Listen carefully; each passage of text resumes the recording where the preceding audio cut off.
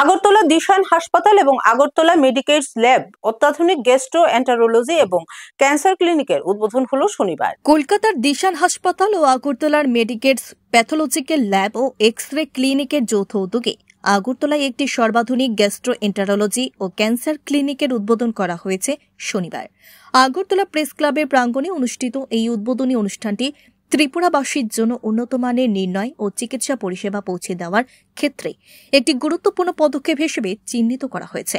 নতুন এই ক্লিনিকটি ক্যান্সার ও লিভার সংক্রান্ত রোগে বিশেষত চিকিৎসা ও পরামর্শ প্রদানের মাধ্যমে এলাকার স্বাস্থ্য পরিকাঠামোয় ঘাটতি পূরণের লক্ষ্য নিয়ে শুরু হয়েছে।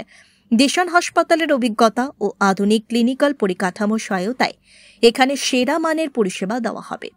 উদ্বোধনের পর অনুষ্ঠানে একটি আউটরিচ ক্লিনিক ও কন্টিনিউইং মেডিকেল এডুকেশন অনুষ্ঠানের আয়োজন করা হয়, যেখানে স্থানীয় চিকিৎসক সমাজ সক্রিয়ভাবে অংশগ্রহণ করেন।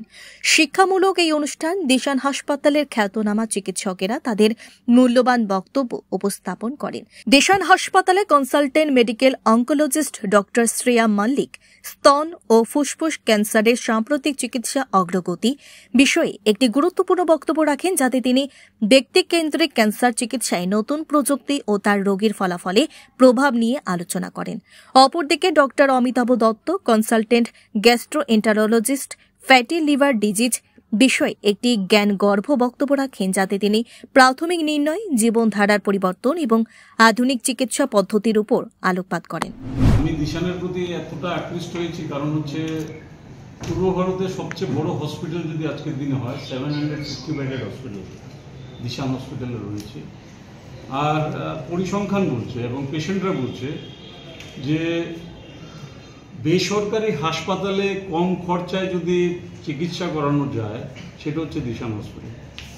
কারণ দিশানের আগে ছিল কয়েকটা বিভাগ, এখন তারা সব কটা বিভাগ নিয়েই কাজ করছে।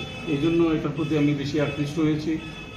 তাদের কার্ডিওলজিটা আগে বেশি স্ট্রং ছিল, বার্ন ইউনিট এদের মানে পূর্ব ভারতের যদি বলি একটাই ইউনিট, এখনও একটাই হসপিটাল আছে যেখানে বার্ন ইউনিট আছে।